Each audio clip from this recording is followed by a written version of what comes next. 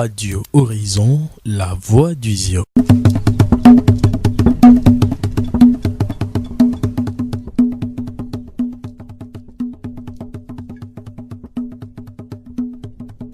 Mesdames, Messieurs, bonjour, fidèles auditeurs de Radio Horizon. Dans notre démarche pour mieux comprendre la santé, aujourd'hui nous sommes à la Polyclinique de Thiéviers, située au cœur de la ville de Thiéviers, une ville située à 35 km au nord de Lomé, dans la région maritime. Nous allons aujourd'hui parler de la planification familiale et nous allons mieux comprendre le concept avec Madame Vincent Afi Kafi, épouse Nglonou. Je suis sage-femme d'État à la Polyclinique de Thiéviers. Je suis la chargée SR du district de Zio.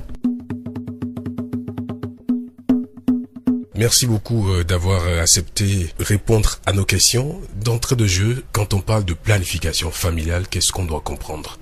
Comme le nom même l'indique, la planification familiale, ça veut dire comment planifier sa famille, tout court. On va aller comme ça tout court. Planifier sa famille, donner une taille à sa famille. Est-ce que vous pouvez mieux nous faire comprendre cette planification dont vous venez de parler? Pour pouvoir faire cette planification, il y a plusieurs choses que nous faisons. C'est-à-dire que la femme ou bien le couple décide du nombre d'accouchements ou bien du nombre d'enfants qu'il veut avoir et combien de temps chaque enfant doit avoir avant que le prochain enfant ne suit. Donc l'espacement, le temps qui doit exister entre deux enfants pour la famille. Et ça là, il y a plusieurs méthodes pour pouvoir y arriver. Nous allons revenir plus en détail avec les méthodes, mais dites-nous pourquoi aujourd'hui il est conseillé à la population de planifier les naissances ou de faire recours à la planification familiale. Merci beaucoup pour la question. Si nous venons tout d'abord sur le plan de la santé, aujourd'hui la planification familiale occupe une des premières parties ou bien une des premières solutions pour la lutte contre le décès maternel et infantile dans notre pays. Parce que nous avons remarqué que les naissances rapprochées entraînent beaucoup de dégâts pour la vie de nos femmes dans le pays. Et sans nier, le président même a initié le karma comme stratégie de lutte contre ces décès maternels et néonatals. Donc, comme nous sommes dans la santé, peut-être que nous allons nous arrêter juste là-bas. C'est dans la lutte de la mortalité maternelle et infantile surtout que nous conseillons surtout cette planification à nos populations aujourd'hui. Et pour aller plus loin, est-ce qu'il y a d'autres raisons qui amènent les prestataires de santé à conseiller à la famille de faire la planification familiale? Oui, j'avoue que si chaque famille arrive à planifier ses naissances, il y aurait moins de délinquance juvénile, puisque quand vous planifiez votre famille, ça veut dire que vous pouvez supporter les enfants que vous accouchez. Les enfants peuvent aller à l'école. Donc là, nous allons rentrer maintenant dans les avantages de la planification familiale, tant sur le plan chez la femme même, ce qui va donner une bonne santé à la femme. Elle va s'occuper à ses besoins, comment s'occuper des enfants. Elle sera très à l'aise dans son foyer. Pour le mari, il sera bien choyé par sa femme dans le foyer. Il y aura la joie dans le foyer. Pour les enfants seront aimés par les parents parce qu'ils seront bien choyés, parce qu'il y aura les moyens. Les parents ne vont pas dépenser ce qu'ils ont pour les médicaments à tout moment. Et si les familles sont épanouies, c'est la communauté également qui sera en paix, en joie. Parce que tout le monde fera ce qu'il veut, personne ne va gêner l'autre. Tout le monde sera à l'aise dans le pays et ainsi le pays sera bien développé. Parlant de planification familiale, nous savons qu'il y a aussi des méthodes contraceptives et vous avez l'habitude d'en parler avec les femmes. Mais dites-nous, c'est quoi une méthode contraceptive? Oui, je vais dire que les méthodes contraceptives sont les moyens, tant naturels que modernes, qui permettent à un individu ou à un couple d'empêcher temporairement ou définitivement la survenue d'une grossesse. C'est-à-dire que le couple ou bien la personne peut décider que à partir de ce moment, je ne vais plus avoir d'enfant. Et il fait quelque chose pour arrêter la survenue d'une grossesse. Et quand le moment où elle désire avoir la grossesse ou bien le couple désire avoir un enfant, on peut arrêter pour avoir un enfant. Et quelle est la méthode la plus adoptée dans la préfecture du Zio? Disons qu'il y a deux grands groupes de méthodes quand même. Les méthodes réversibles et les méthodes irréversibles.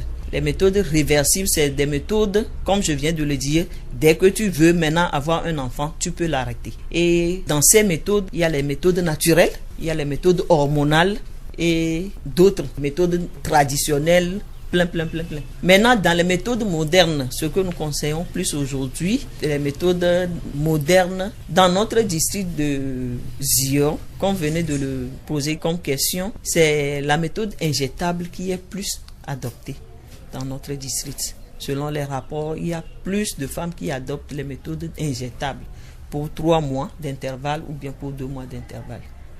Et comment ça se fait? Combien ça coûte? Est-ce que la personne se lève, vient à la polyclinique et dit à la sage-femme je veux qu'on me fasse ça, ou bien c'est après des examens, et combien ça peut coûter? Ok, merci beaucoup.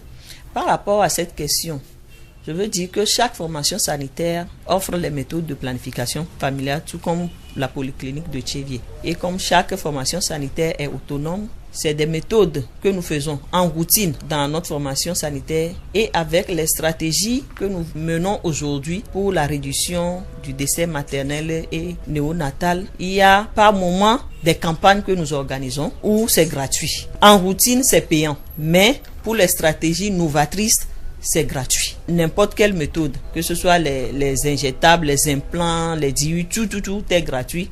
Au cours de ces stratégies novatrices que nous faisons en campagne ou bien en stratégie mobile ou bien en stratégie avancée. Mais en routine, tout comme les autres activités, tous les jours, c'est payant et c'est par catégorie de méthode. Après avoir adopté une méthode contraceptive, est-ce qu'il y a de fortes chances que la femme puisse de nouveau tomber enceinte? Vous l'avez dit, mais il y a plusieurs femmes que nous avons rencontrées qui nous ont dit que après qu'elles aient adopté la méthode contraceptive, soit elles ont pris du poids, soit elles n'ont plus la chance de tomber enceinte. Il y en a d'autres qui nous ont dit que c'est comme ça, elles ont des bouffées de chaleur à répétition. Quels sont les inconvénients de ces méthodes contraceptives? Parler d'inconvénients de méthodes contraceptives, ça je ne crois pas. Puisque les méthodes contraceptives n'ont que des avantages. Et les avantages sont vraiment trop larges par rapport aux inconvénients, même si nous les appelons les inconvénients. Mais j'avoue qu'il y a certains effets secondaires, tout comme pour les autres médicaments, ou bien pour toute autre chose. Chaque médicament, nous savons que les médicaments sont des drogues. Et chaque médicament dans les organismes ont toujours des réactions. Donc j'avoue qu'il y a des effets secondaires qui sont supportables par la cliente. Il y a des effets que nous arrivons à corriger si vraiment ces femmes viennent vers nous. Est-ce qu'avant de leur administrer la méthode contraceptive, est-ce qu'elles ont des explications par rapport aux effets secondaires qu'elles vont constater après? Oui. Elles ont des explications. Chaque femme qui vient en consultation pour la planification familiale a droit à un counseling que nous faisons. Counseling, c'est quelque chose que nous faisons tête à tête avec la personne pour lui expliquer le mode de fonctionnement de la méthode qu'elle veut adopter et les effets secondaires qu'elle peut avoir et les signes qui peuvent le faire revenir au centre. Nous prenons tout le temps pour expliquer tout à cette dame et voir par rapport à son choix si on peut lui adopter cette méthode. Par exemple, il y a des petits trucs que nous faisons, la prise de la tension. Par exemple, les méthodes hormonales, ce n'est pas toutes les méthodes hormonales qu'on peut offrir à une personne qui est hypertendue. Donc, quand une femme vient, on lui prend la tension, on voit que non. Même si c'est ça qu'il faut, on doit lui expliquer que cette méthode que tu as choisie, ça ne peut pas marcher. Il y a des examens que nous faisons. Nous faisons l'examen physique et gynéco de la dame. Nous posons des questions pour voir si les antécédents ont quelque chose contre la méthode choisie. Revenons un peu sur les campagnes organisées portant sur la planification familiale. Vous venez de parler de counseling où il s'agit d'une rencontre avec la femme, lui poser certaines questions, mais nous savons que quand on parle de couple ou de famille, c'est l'homme et la femme. Les hommes, est-ce qu'ils participent à ces genres de rencontres? Comment vous faites? Est-ce que vous prenez à partir de la réponse de la femme, vous décidez de leur administrer la méthode contraceptive, ou bien les hommes aussi viennent et vous écoutez leur avis d'abord, puisqu'il y a des hommes qui ne souhaitent pas que leur femme puisse adopter ces méthodes? Ok, merci beaucoup.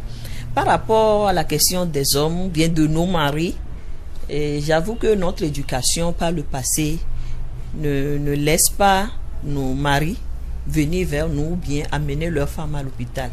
Mais actuellement, nous avons vu que les hommes jouent un grand rôle dans la vie de la famille. Et pour parler de planifier une famille, je pense que c'est l'affaire d'un homme. Puisque c'est l'homme qui est la tête du foyer.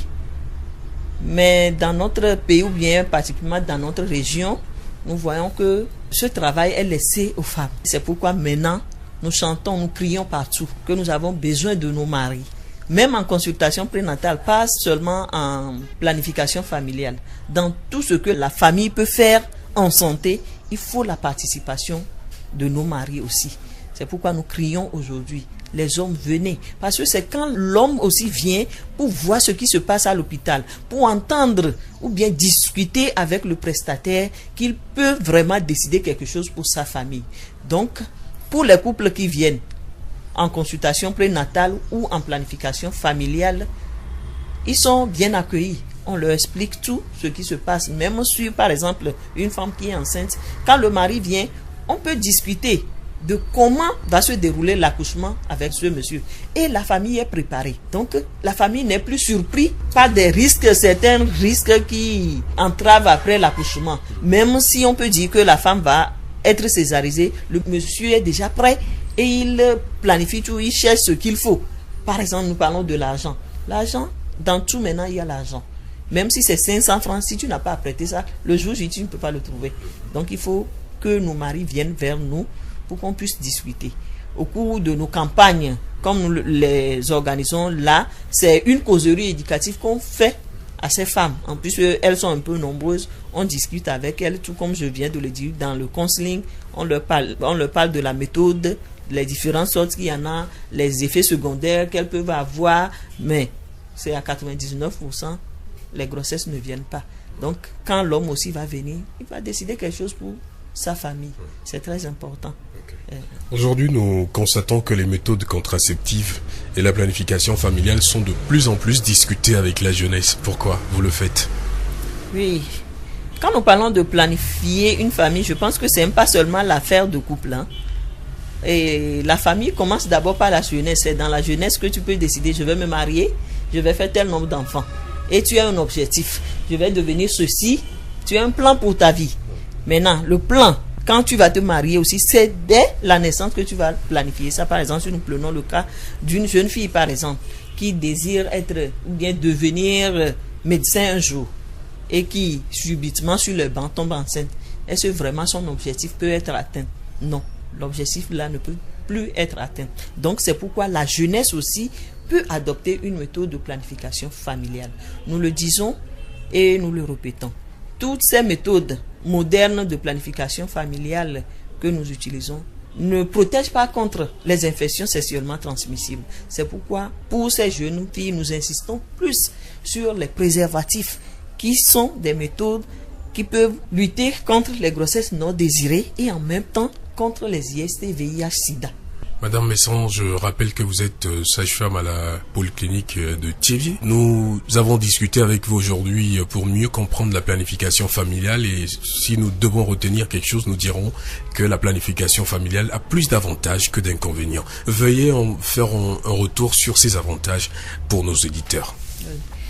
Merci beaucoup.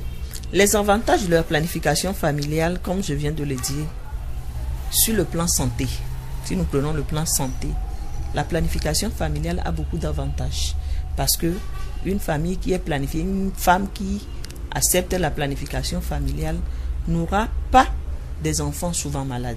Les enfants seront en bonne santé. Elle-même, elle sera en bonne santé. Elle peut occuper de ses activités librement comme cela se doit. Maintenant, du côté du mari aussi, le mari peut économiser puisque s'il n'y a pas beaucoup de médicaments qu'on paie dans le mois, on peut faire d'économies pour pouvoir faire quelque chose. Sur le plan de la société, si ces enfants sont bien éduqués, je pense que nous aurons de grandes personnes pour s'occuper de la population, pour faire des activités comme cela se doit. Les enfants sont bien éduqués, sont bien allés à l'école, il n'y aura pas de soucis. On aura moins de délinquance juvénile. Et dans les familles, il n'y aura que la joie. La joie et la paix dans nos familles. Et après nous avoir rappelé ces avantages, quel est enfin votre message à l'endroit des couples et surtout des maris? Oui, merci beaucoup. À l'endroit des couples, c'est que la vie d'aujourd'hui est un peu difficile par rapport à ce que nous voyons tous.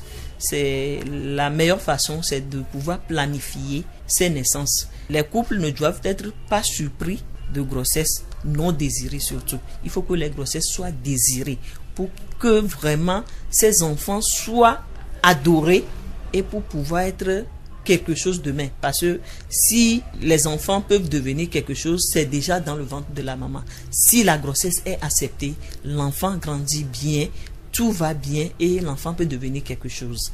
Donc à l'endroit de nos maris, c'est de ne pas comprendre la planification familiale comme quelque chose qui les empêche de faire leur... C'est plutôt pour les aider à avoir toujours la joie dans leur foyer. Nos maris doivent comprendre que la planification familiale, c'est plutôt eux qui ont plus d'avantages dedans. Parce que c'est eux qui ne vont plus dépenser, c'est eux qui seront tranquilles dans leur foyer, c'est eux qui auront la joie, c'est eux qui auront de beaux enfants dans leur foyer. Donc, à partir de maintenant, je pense que ceux qui nous écoutent peuvent décider. Nous sommes là à la polyclinique, nous sommes là. Ils peuvent venir. Même les hommes peuvent venir pour s'informer sur la planification familiale. J'avoue qu'il y a des rumeurs qui ont vraiment coulé pour ce qui concerne la planification familiale, mais il faut toujours quelque chose. Venez, nous sommes là pour vous aider. Madame Messan, merci. Merci à vous aussi. Alors, fidèle auditeur de Radio Horizon, merci d'avoir écouté cette émission sur la santé. Nous avons parlé aujourd'hui de la planification familiale. Mieux la comprendre, c'est mieux l'adopter. Merci également à Madame Messan Kafui, sage-femme d'État à la polyclinique de Thiéviers, qui a répondu à nos questions. Et je vous rappelle que nous avons enregistré cette émission à la polyclinique de Thiéviers. Les questions ont été posées par Victor Togbé. La réalisation a été assurée par Immaculée Ouama. Très bonne suite de nos programmes et à la semaine prochaine.